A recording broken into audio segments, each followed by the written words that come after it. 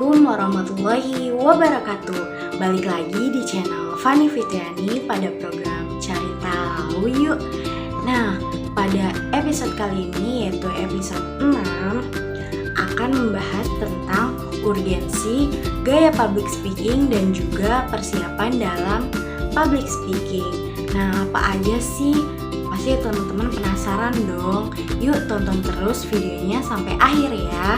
Oke, let's go. Jangan lupa subscribe, like, and comment ya guys. Oke, stay tune. Let's go. Nah, jadi apa aja sih urgensi ataupun kegunaan dalam public speaking? Nah, ada menurut Denny Mahardika 2015 urgensi dan juga kegunaan public speaking. Yang pertama itu untuk menyampaikan ide atau ide secara sistematis dan juga runtut. Nah, maksudnya di sini itu adalah dengan public speaking kita dapat menyampaikan ide secara sistematis dan juga runtut.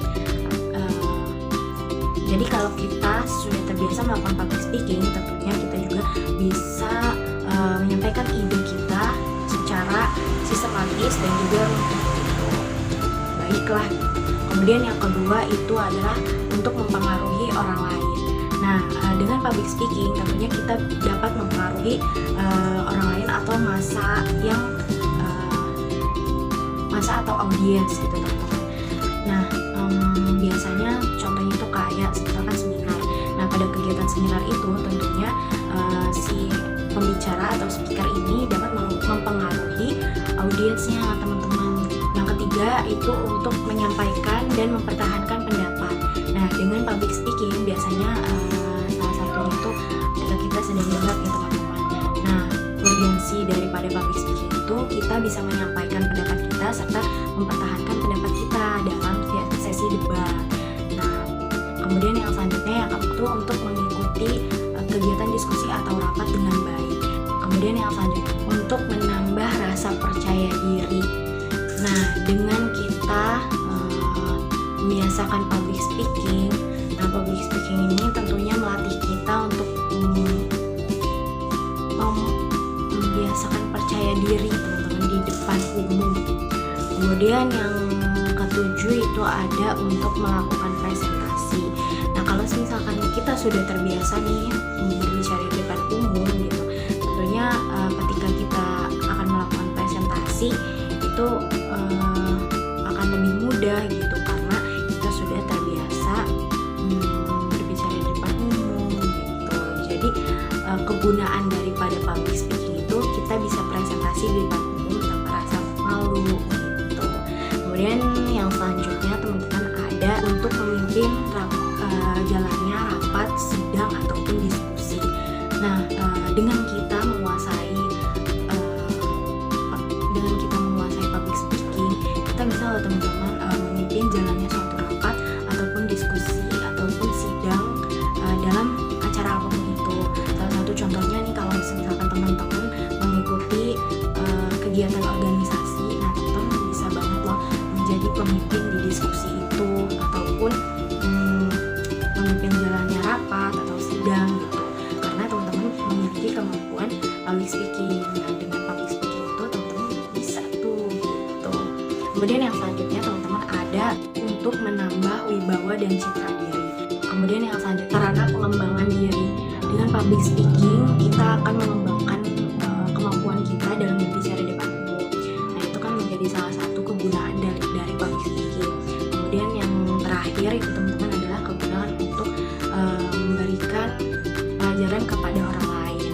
Nah, jadi kalau kita bisa public speaking, tentunya kan kita bisa loh menyampaikan apa yang kita tahu kepada orang lain untuk menjadikan pelajaran bagi orang lain ataupun bagi audiens yang mendengarkan kita gitu. Kayak salah satu contohnya kalau misalkan kita presentasi di kelas nih teman-teman, pastinya kan audiens yang ada di kelas itu nggak tahu tentang pembahasan yang akan kita bahas gitu. Nah, dengan kita public speaking, dengan kita presentasi di depan teman-teman, nah tentu teman-teman yang ada di kelas atau audiens itu akan merasa mendapatkan pembelajaran gitu. Selanjutnya urgensi public speaking dalam buku The Art of The Art of Public Speaking karya Stephen Lucas 2019. Ada beberapa urgensi yang dia sampaikan.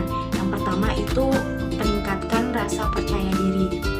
Yang kedua, dengan public speaking kita memiliki kemampuan komunikasi yang lebih baik gitu. Kemudian yang ketiga itu ada meningkatkan kemampuan interpersonal dan juga peningkatan dalam karir gitu. Nah, dengan public speaking tentunya karir-karir yang bisa kita kejar gitu, ataupun karir yang berkaitan dengan public speaking itu banyak gitu. Jadi kita bisa meningkatkan karir kita gitu kan dengan public speaking ini gitu teman-teman. Kemudian yang selanjutnya itu ada meyakinkan dan mempengaruhi orang lain. Jadi dengan public speaking kita bisa meyakinkan serta mempengaruhi orang lain teman-teman.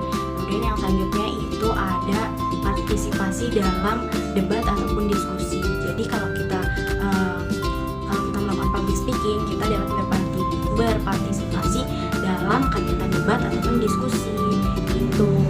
Jadi nggak nganggung-nganggung gitu kalau misalkan ada debat ataupun diskusi, kalau kita sudah menguasai yang namanya kemampuan public speaking. Nah, selanjutnya yang terakhir ada pembangunan pemimpin yang efektif. Oke, selanjutnya itu ada gaya dalam public speaking. Apa aja sih gaya-gaya dalam public speaking? Yuk terus ikuti video ini sampai selesai ya teman-teman. Lanjut. Nah, yang pertama itu ada gaya metafora. Jadi apa sih gaya metafora itu? Nah, gaya metafora itu adalah gaya yang menggunakan kata kiasan sebagai salah satu alat ampuh untuk melakukan public speaking. Nah, biasanya itu ada dalam pidato teman-teman. Nah, dalam pidato ini gaya metafora ini digunakan agar menarik perhatian audiens ataupun agar apa yang disampaikannya itu bisa tersampaikan dengan baik gitu. Kemudian yang selanjutnya itu ada gaya cerita. Nah, gaya cerita ini biasanya dilakukan atau digunakan oleh seorang penceramah ataupun seorang yang berpidato. Itu biasanya digunakan teknik atau gaya cerita gitu. Jadi menggunakan cerita sebagai salah satu yang ada dalam public speaking dianya gitu. Jadi cerita dulu kemudian menjelaskan. Kemudian yang ketiga itu ada gaya visual. Nah, gaya visual itu biasanya dilakukan oleh seorang yang melakukan seminar teman-teman, atau pembicara atau public speaker yang menyampaikan yang mengisi suatu acara seminar gitu. Nah, biasanya itu menggunakan gambar-gambar ataupun video teman-teman. Video yang ditampilkan sebagai bentuk pembelajarannya gitu tuh. Jadi biasanya ditampilkan tuh di tengah-tengah dia sedang berbicara. Nah, selanjutnya itu gaya bebas. Nah, gaya bebas ini adalah gaya yang mengandalkan dari improvisasi atau spontanitas pembicara kepada audiens gitu. Jadi benar-benar improvisasi ataupun apa yang ada dalam diri speaker ini disampaikan secara spontanitas atau improvisasi gitu. Kemudian yang kelima itu ada gaya inspektur atau pelatih. Nah, inspektur atau pelatih ataupun instruktur atau pelatih. Nah, itu biasanya gaya public speaking yang dilakukan oleh pelatih-pelatih dalam pelatih seperti contohnya itu kayak pelatih bola ataupun pelatih yoga. Itu kan instruktur atau kayak arahan gitu, memberikan arahan. Yang terakhir itu ada gaya presentasi. Nah, gaya presentasi ini buat mahasiswa biasanya adalah hal yang lumrah ataupun hal yang biasa dilakukan oleh mahasiswa.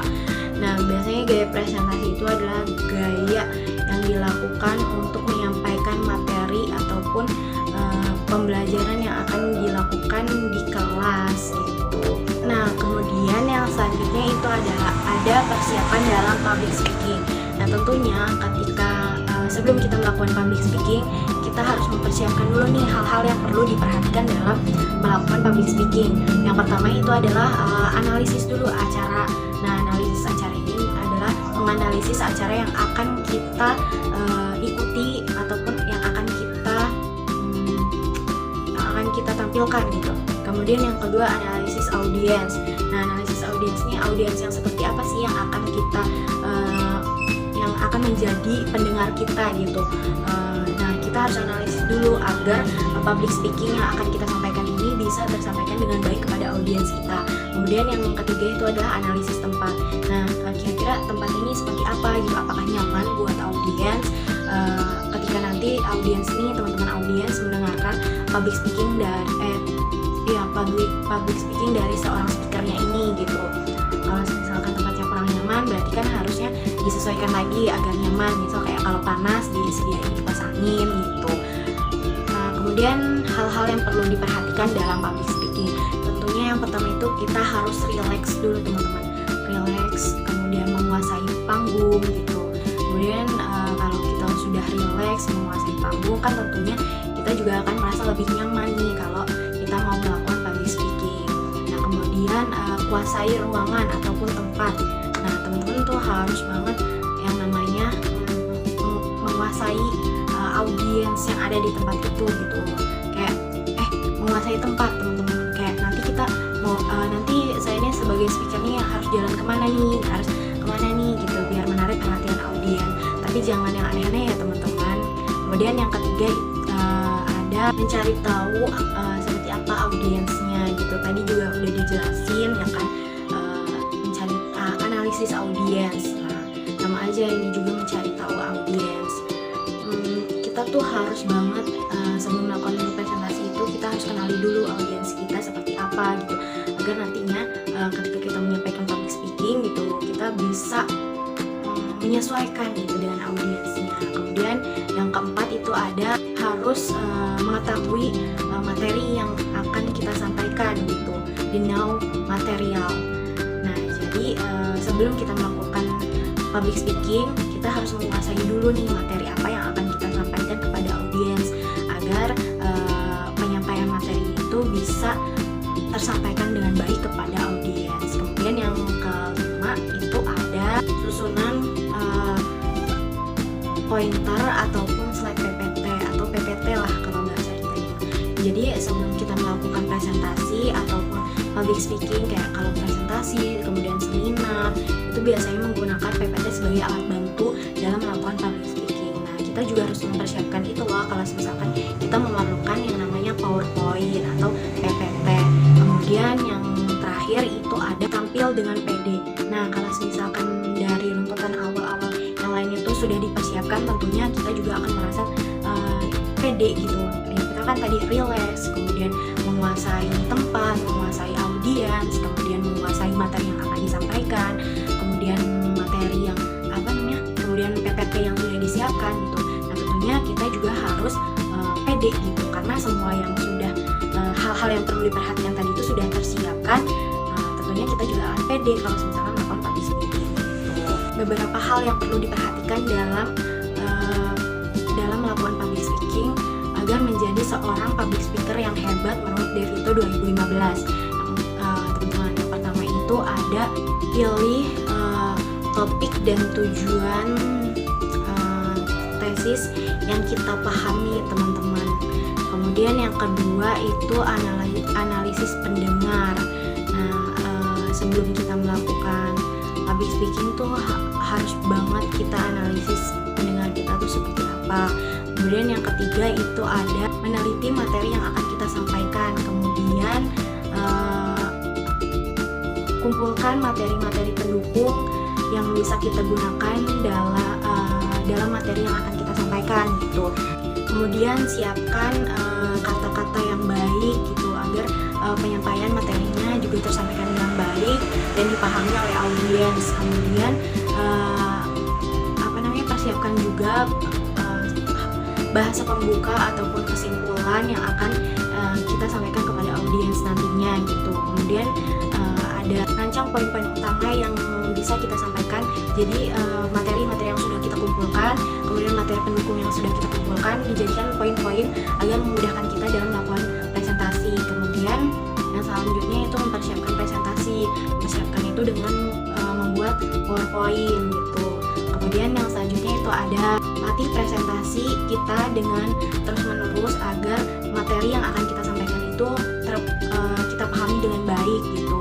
Jadi sebelum melakukan presentasi itu kita latih materi-materi yang sudah kita susun, PowerPoint yang kita sudah susun, kita latihan untuk melakukan presentasi. Kemudian yang terakhir yaitu mempertahankan kontak mata dengan audiens. Jadi ketika nanti kita melakukan public speaking ataupun presentasi, usahakan kontak mata kita itu selalu kepada audiens gitu. Mungkin itu saja yang bisa saya sampaikan, kurang dan lebihnya mohon maaf. Terima kasih sudah menonton video ini sampai akhir. Jangan pernah bosan untuk nonton video ini. Untuk konten berikutnya stay tune ya teman-teman, karena kita lagi UTS. Oke, sampai jumpa. Wassalamualaikum warahmatullahi wabarakatuh. Bye bye.